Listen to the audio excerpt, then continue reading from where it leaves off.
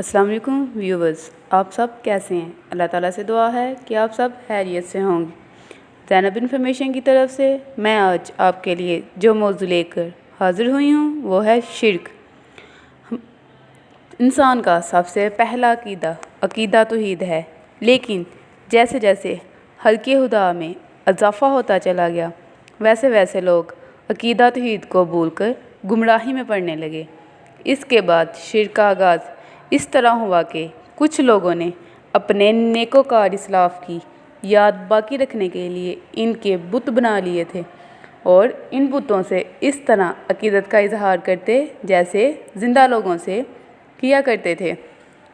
सूरज, चाँद, आग और समुंदर को देवताओं की फ़हरिस्त में शामिल किया जाने लगा। इस तरह नफ़ा बख्श चीज़ों मसलन गायें वगैरह की भी पूजा शुरू कर दी गई, यानी इन चीज़ों को अल्लाह ताला के साथ शरीक किया जाने लगा।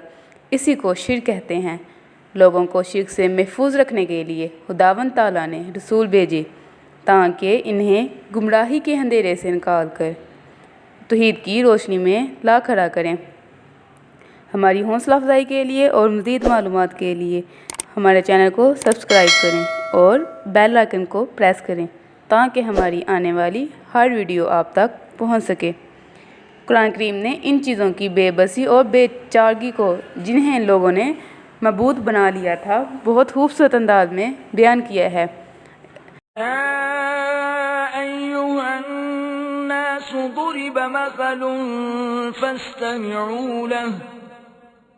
इन्नल्लज़ीना तदऊन मिन दूनिल्लाहि लन यख्लुक़ू ज़ुबाबन वलौ इज्तमऊ लहु वइन यस्लुबहुमुज़्ज़ुबाबु शयअन ला यस्तंक़िज़ूहु मिन्हु ज़अफ़त-तालिब वल-मत्लूब।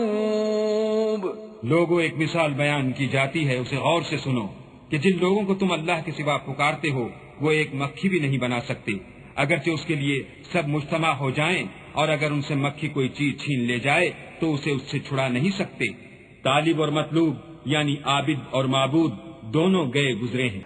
इस वजाहत से ये बात अच्छी तरह समझ में आ गई होगी कि शिर्क के लग़वी मायने हिस्सेदारी और साचेपन के हैं और दीन की इस्लाह में शिर्क का मफ़हूम ये है कि अल्लाह ताला की ज़ात, सिफ़ात या सिफ़ात के तकाज़ों में किसी को भी इसका हिस्सेदार या साझेदार ठहराया जाए।